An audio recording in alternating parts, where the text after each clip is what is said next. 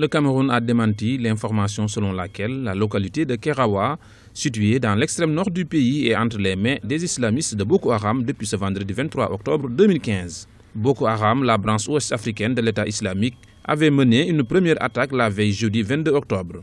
Les combats avaient fait 8 victimes. Mais pour les autorités camerounaises, les forces de défense ont mis en échec le projet des terroristes. L'information n'est pas exacte. Il y a eu des médias qui ont annoncé que Kerawa était occupé par Boko Haram. Nous avons eu à intervenir pour apporter un démenti catégorique, pour une bonne et simple raison que même avant que les forces de la ligne de front ne mutualisent leurs moyens, avant que nous ne recevions l'aide des pays amis, dont la France, les États-Unis et autres, nos forces de défense et de sécurité, à elles seules, ont tenu tête à Boko Haram, qui n'a jamais réussi à occuper un seul centimètre carré de notre territoire. Pour de nombreux analystes, cette attaque montre que Boko Haram conserve encore aujourd'hui une force de nuisance malgré la mobilisation internationale. L'État camerounais essaie de s'organiser pour faire face à l'offensive asymétrique de Boko Haram. Mais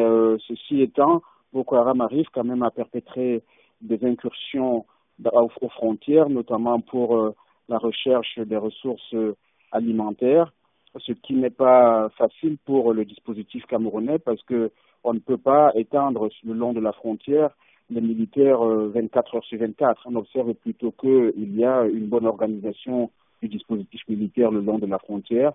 Même si ce dispositif reste insuffisant, il faudrait peut-être que l'entrée opérationnelle de la force multinationale mixte soit effective pour qu'une bouffée d'oxygène puisse être ressentie côté camerounais pour enfin contenir cette menace terroriste.